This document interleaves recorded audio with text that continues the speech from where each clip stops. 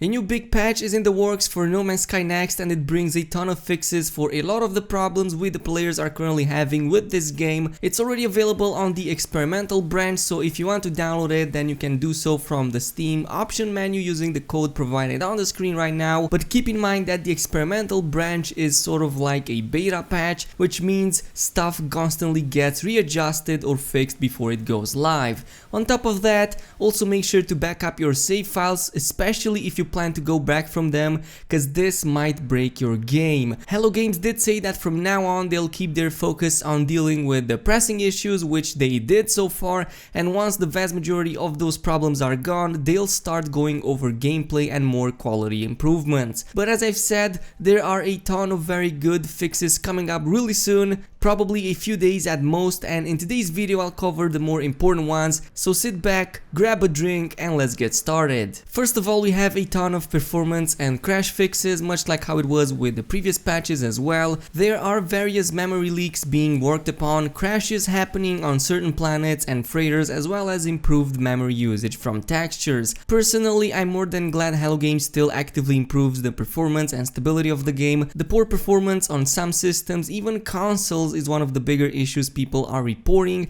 and while I did notice the game generally moving better with each patch, there's still a way to go until it's perfect. For now, if you happen to have issues, especially with the frame rates, try to turn down some of the more demanding settings, such as the texture sizes, ambient occlusion, and especially the motion blur, which I personally despise and completely turn off anyway. Also, don't forget about uncapping your frame rate in the option menu and you should be fine. The most important and pressing issue we have right now, which is the portal glyph acquisition not working, is finally getting a fix in the experimental branch, much to the delight of all of those who have been stuck for this for ages. From my understanding, there was a bug that caused certain dialogues to repeat themselves, which in turn caused certain rewards not to be given. This issue was affecting not just the traveler graves, which rewarded glyphs, but also certain building terminals as well. Basically, after getting the first glyph, whenever you'd find another one, the game would repeat the previous dialogue and not give you the next reward in the sequence. At least that's what I'm taking from it. I'm hearing reports from people saying that that was fixed and you can now acquire new glyphs normally, but you need to find one first and the next after it will it start working again. So if you still find a grave that doesn't reward you one on the experimental branch, it means that one took into account what you already unlocked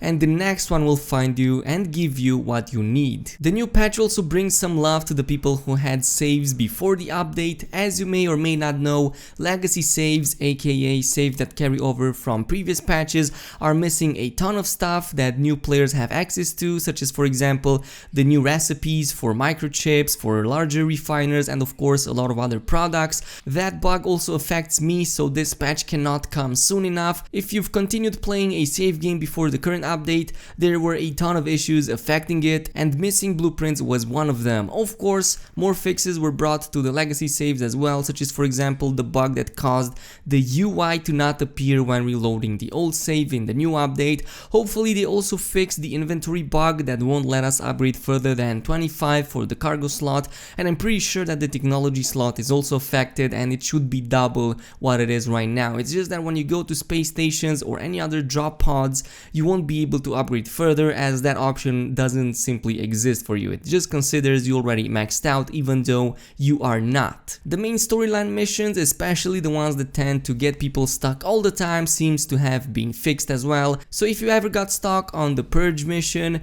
Ghost in the Machine, or the Mind Arc, then rejoice, as the new update will let you complete them if you couldn't already. Funny enough, these three particular missions were also problematic in the beginning days of Atlas Rises when they were first introduced. Not sure why, but it probably has to do with the way they are coded, because they tend to make you travel all over the place to finish them. I'm pretty sure Hello Games did some spaghetti coding with these ones, and yeah, they keep breaking over and over again with each new update, so hopefully once and for all this is the last time it needs to be done. There are some changes to farms as well, and some of them I love, while the others, not so much. So Hello Games finally made plants in your farms to grow on real world timer, as in they now grow even when you turn off your game. So the problem is that because of this change, they slightly readjusted the time needed for plants to grow, as well as how many are needed in order to craft high-end products. And by slightly, I mean they increased the living hell out of this, because for some plants which previously required only 2 hours to grow, now require like 2 days to do so. Not sure if somebody at Hello Games put the comma before the wrong decimal, but for example 44 hours for a Solanium plant is way too much, and this was on a 2-hour cooldown. I'm pretty sure it was supposed to be 4 hours, and somebody must have messed something up. I'm not really sure what's going on, but hopefully this is not the final decision they are sticking with.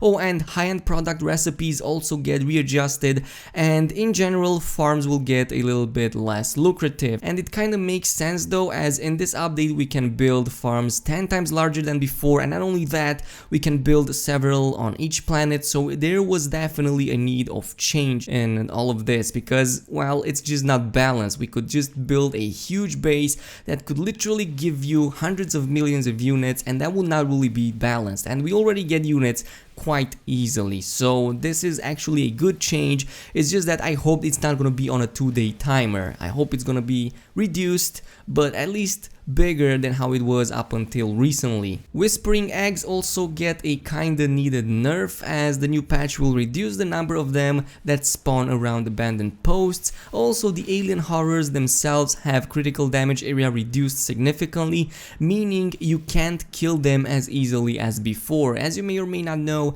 if you do damage on their heads, you actually do a ton more damage, because that is considered a critical spot or something like that, and you'll be able to melt them in seconds. It kind of didn't make sense to me, so I really like they are making it a little bit more difficult. In general, this entire encounter should be a little bit more difficult. Currently, you can even sit up on top of an egg and farm the rest of them, and the NPCs will not even attack you. So hopefully something is done in that regard. I just hope that the number of eggs is not reduced too much, or if it is, I hope they kind of fix it, because at most I think slashing them in half would be enough. But if they go lower than that, then I think this method will permanently be dead, and there would be no incentive for you to do this encounter anymore. We finally get the in-game storms readjusted, and I do hope this is not just some slight change that you don't notice much, but rather a big one. It's cool to see some very powerful and dense storms on radioactive planets, for example, but when they tend to happen all the time on lush worlds, it kinda gets frustrating, and people don't really like that, especially with the internal voice always telling you that your shields are going down. It does say some situations in the patch notes, so I hope it refers to lush and paradise worlds, because I found way too many beautiful green planets that had unbearable storms on them. So I just hope this is what's gonna happen. The launch costs for your ship were slightly increased, but to compensate this, the launch fuel canister now fully recharge your thrusters, not just half of them like how it is right now in the current version of the game. I think it makes sense. It was quite insignificant, but knowing that the canister only recharges half the launch thrusters always kinda irked me for some reason. I think this all kinda balances out, so you won't really see a difference in real world scenarios. You're going to continue doing it as much as you did it before. You're still gonna have the same amount of launches. It's just that, you know, it's more like a UI thing more than anything. An inconvenience I've had since the very beginning is the way the anomaly marker works, and if you played the game or watched me streaming, or you know, just the main playthrough series, every time you'd want to board an anomaly, the marker would be in the center of it instead of the entrance, and it will always be confusing, and you would constantly need to go around it, and it doesn't help the fact that it tends to slow you down when you get close to it, and it would be like super frustrating to try going around a huge ball of iron floating in space trying to find its very small entrance. And finally, Hello Games have brought some quality of life changes, and I'm super happy about this. The glitch that affected all Korvax eyes finally gets gets a touch. If you check my main playthrough series and even from playing the game itself, you'd know that Korvax tend to get crooked eyes after a while. I'm not sure what it's happening, but it was a bug affecting not only your own character if it was a Korvax, but NPCs as well, and it was sometimes quite annoying to see your face being completely distorted because of it. So finally, Hello Games does something with this. But again, as I've said in the beginning, this update is quite big and I'm expecting it to be a few gigabytes in size. There are many more fixes on top of these to animations, to multiplayer, a ton of other pressing issues that I see a lot of people having. For a full list, I'll post a link in the description of this video so you can go ahead and check it out. Up until now, Hello Games has brought in a total of 6 patches of various sizes, and I believe this is the 7th, most probably will be patch 1.55. As for the previous fixes, on top of the general performance and stability, we also had important ones like reclaiming your old base from Atlas Rises. That one was made into like some sort of mission.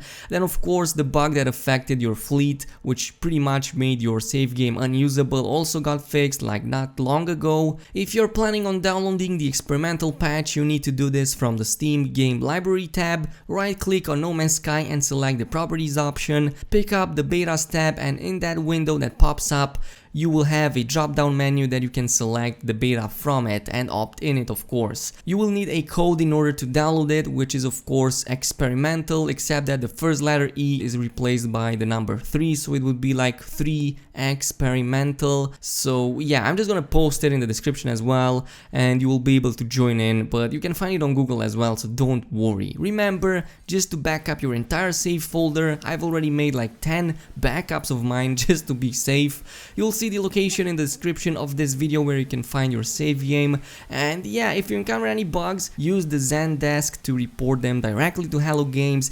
I will also post a link to that in the description of this video. These are of course just 10 of the fixes that will come with the upcoming patch. There are many more on top, but these are the ones that I was most interested in, as they were my biggest grievances with this game right now. But as always, if you've enjoyed this video, then a like and a subscribe would be super appreciated.